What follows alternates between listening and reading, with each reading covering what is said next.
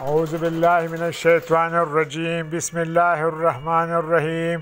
حضرت عمر بن عبدالعزیز رحمۃ اللہ علیہ نے ایک دن عصر کی نماز میں دیر کی واپسی پر عضو بن زبیر رضی اللہ تعالیٰ عنہ کے پاس تشریف لے گئے اور انہوں نے بتایا کہ اسی طرح مغیرہ بن شعبہ رضی اللہ تعالیٰ عنہ نے ایک دن عراق کے ملک میں نماز میں دیر کی تھی جب وہ عراق میں حاکم تھے۔ بس ابو مسعود انصاری عقبہ بن عمر ان کی خدمت میں گئے اور فرمایا، مغیرہ رضی اللہ تعالیٰ عنہ، آخر یہ کیا بات ہے؟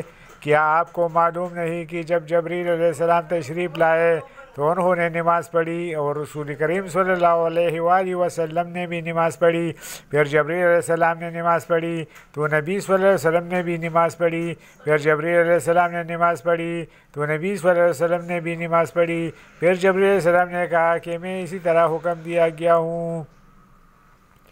اس پر حضرت عمر بن عبدالعزیز رحمۃ اللہ علیہ نے عروہ سے کہا، معلوم بھی ہے آپ کیا بیان کر رہے ہیں؟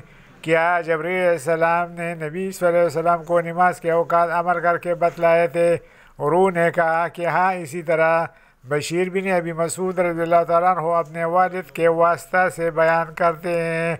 دوستو، چینل کو سبسکرائب کریں اور لائک کریں۔